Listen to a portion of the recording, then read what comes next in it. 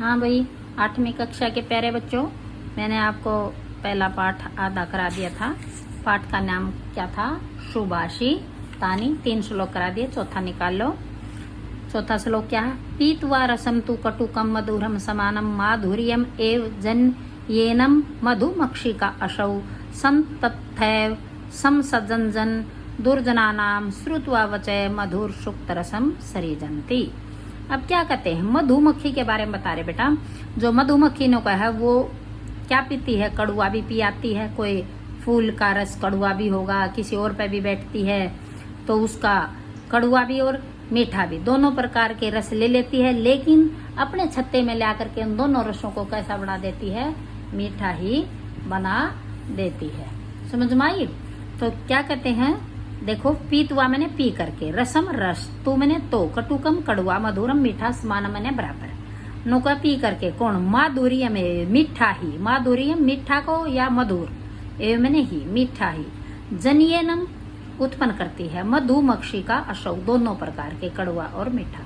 नौका है मधुमक्खी कड़वा और मीठा शहद पी करके दोनों को समान बना, समान मीठा ही बना देती है, अर्थात से समान मधुर ही बना देती है। संत तथैव न कहे वैसे ही, तथैव मैंने वैसे ही, जो कर मधुमक्खी करती है कड़वा और मीठा पीकर सारे ने मीठा शहद बना देती है। देखा होगा ना, शहद कभी तोड़ा होगा, कैसा था? मीठा। शाबाश, कैसा था? मीठा। बहुत अच्छे। तो आगे देखो, न्यू है जैसे वह मधुमक्खी करे है, ऐसे ही सज्जन लोग जो अच्छे लोग होते हैं वो सम सज्जन दुर्जना नाम, अच्छे लोगों की और बुरे लोगों की बातें सुन करके, श्रुतवा सुन करके, वचन उनकी बातें सुन करके, उनके वचन सुन के मधुर सुक्त रसम सरिजंती, क्या बना देते हैं? मीठे वचन ही बना देते हैं। कोई भी ऐसी उसको बदल करके उन दूसरे कड़वे आदमियों की, लोगों की बातें भी और वो दूसरी भी उनकी सुन करके कैसे बना देते हैं? मीठे वचन बना देते हैं। कौन बना देते बेटा? सज्जन। नो कहे वैसे ही सज्जन भी क्या करते हैं? समान मधुर सुक्तों के रस वाली वाणी ही बोलते हैं, अच्छी वाणी बोलते हैं। किसी भी दुर्जन आदमी भी उसके वो बात बताता है, श्रुतवा सुनाते हैं वचन, और अच्छे आदमी भी, लेकिन वो जो सज्जन लोग हैं वो फिर सभी हमेशा अच्छी वाणी ही बोलते हैं, उन सबको अच्छे वचन ही बना देते हैं। ऐसे ही तुम्हें भी क्या करना है? अच्छे बनना है, अच्छी बातें बोलनी है। कभी किसी की बुरे आदमी के संगति में आओ तो उसकी आदत नहीं अपने ऊपर प्रभाव पड़ना, तुम्हें अपनी अच्छी आदतों को ही रखना है। शाबाश। आगे देखो, विहाय पौरुषम यो ही देवम अवलंबते प्रसादम सिंहवत तस्य मूर्धनि तिष्ठन्ति वायसा।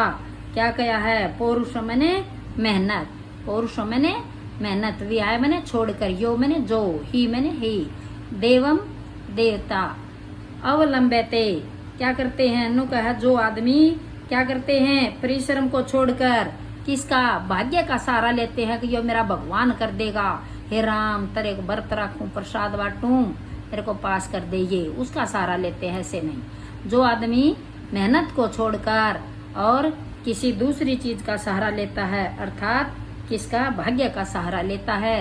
प्रसादम सिंहवत नु है, उसकी गिला क्या होता है?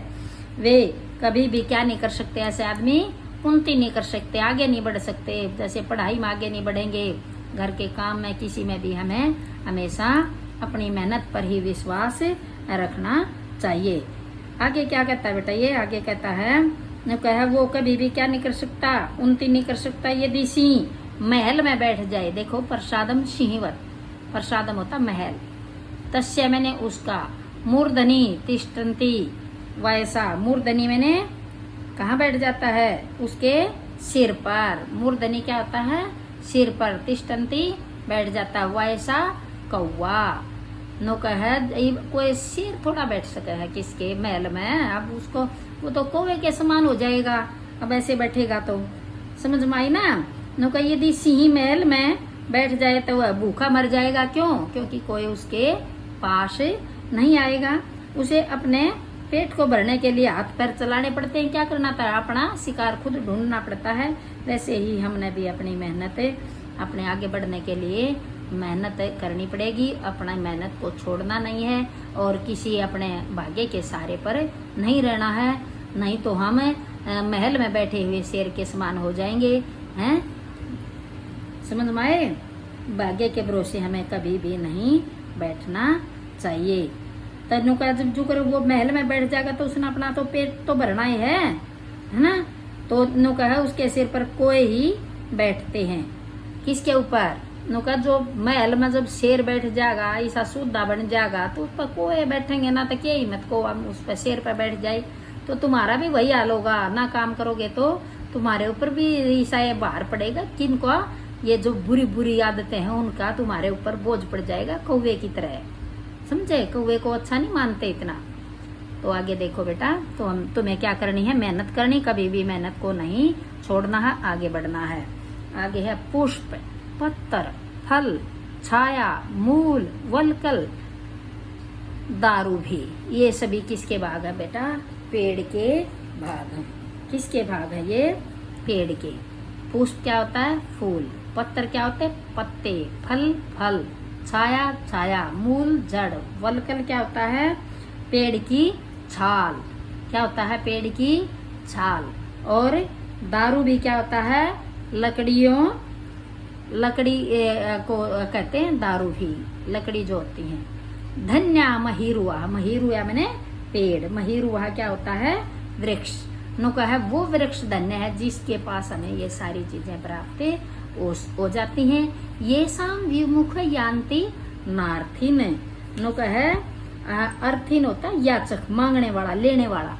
कोई कुछ लेने आएगा, कोई कुछ ये जो उसके पास ये चीजें लेने आएगा वो कोई भी बिना लिए, ये साम मैंने वो, विमुख मैंने बिना लिए, यान्ति मैंने लेने वाला, याचक, न अर्थिन लेने वाला, न नहीं खाली हाथ नहीं जाएगा।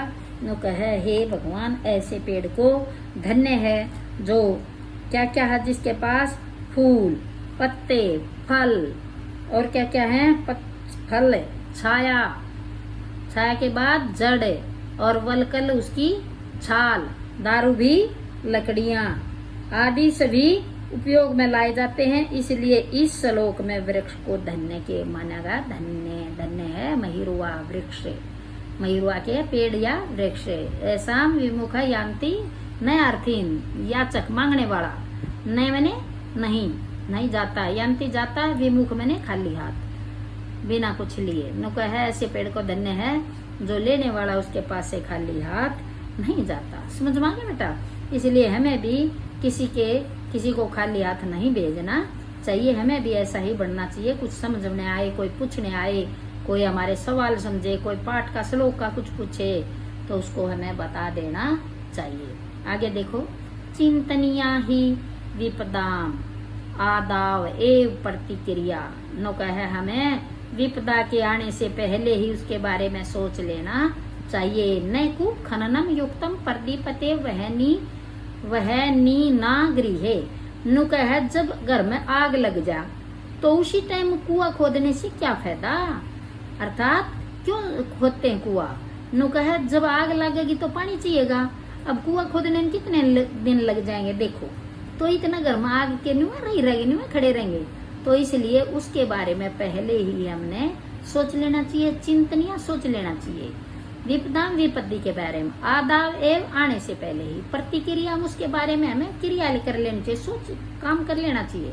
अब जैसे भैया हमें हारी बीमारी भी हो सकती है, बुखार वगैरह कुछ भी हो सकता है, तो हम पहले से तैयार रहें और घर में ऐसा पैसा बचा के चलें थोड़ा बहुत, अब कुछ जरूरत पड़ जाए। समझ में आई?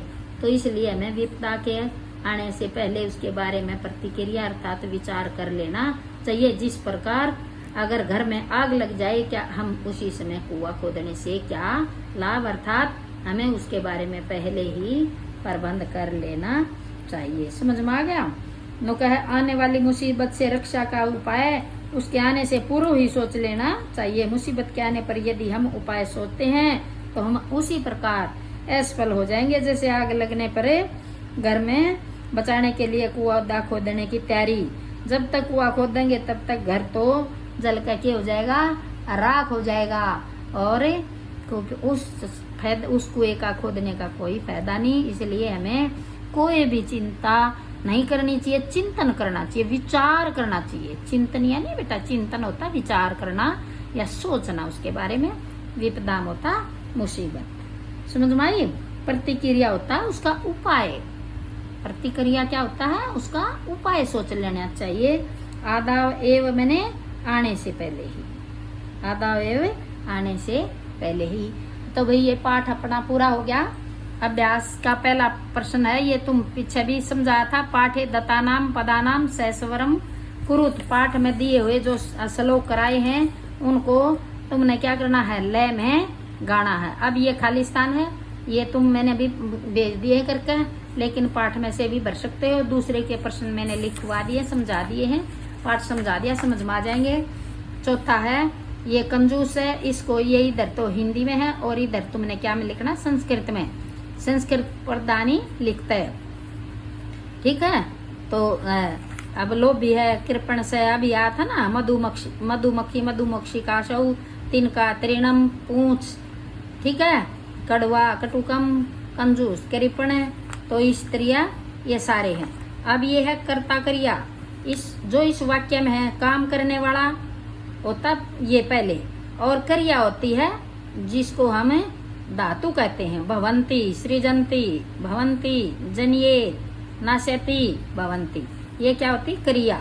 तो क्रिया यहाँ लिख दोगे और कर्ता काम करने वाला जिसने ये बात करी है वो यहाँ लिखोगे, ठीक है। रेखांकित पदानी, अब जिसके नीचे प्रश्न बना रखे हैं उसका क्या करना है? प्रश्न निर्माण करना है, जिनके नीचे डैश है। अब गुणा है, नद्या है, तो क्या करोगे? गुणा का क्या लिखोगे? प्रश्नवाचक बनाओगे। क्या बनाओगे? गुणा का प्रश्नवाचक शब्द बनाओ। गुणा की जगह पर आ जाएगा, क्या आएगा? के। क्या आएगा यहाँ? गुणा के स्थान पर के गुण गेसु गुणा भवंती। अब नद्य है एक वचन, तो स्त्रीलिंग है, का आ जाएगा। क्या आ जाएगा? का। यहाँ पे बाकी सारा यूं का यूं उत्तर हो जाएगा। लुब्ध से कश्य, यश्य नश्यति। लुब्ध से की जगह कश्य, कै का रूप होता है बेटा, कै आधा शय, ये कश्य। यश्य नश्यति, मधुमक्खी का, अब फिर आ गया मधुमक्खी, तो का आ जाएगा यहाँ भी का और यहाँ भी का। आगे क्या है? कश, ये है मूर्धनी का आ जाएगा कस्मीन। क्या आएगा? कश्मीन। बाकी न्यू का न्यू, तस्य कश्मीन तिष्ठन्ति वायसा। अब ये है पदानी प्रत्यय कुरु, अलग अलग करने हैं। समुद्रम आसाध्य, ठीक है। आगे क्या है? माधुर्यम जमा में एव, अल्पम जमा में एव, सर्वम जमा में एव। एक ही मात्रा ना, अभी मैंने करके दिखाया था तुमसे, सद भी जमा में एव। महात्मानम जमा में उक्ति, उसे उक्ति। विपदाम जमा में एव, विपदाम, ये दो जगह आएगा भाई। कैसे आएगा? इसको बनाओगे विपदाम आदाऊ जमा में एव, यहाँ आदाऊ भी लिखोगे, जमा में एव, इसके 3 बनेंगे, और विपदाम यहाँ कर दोगे, विपदाम में कलम। आगे समझ में? ये पाठ पूरा समझा दिया, ये समझा दिया, तो काम बाकी तुमने करना है भाई, ये सारा काम करोगे, ठीक है। ओके प्यारे बच्चों, सारा काम करना है। बाय बाय बेटा।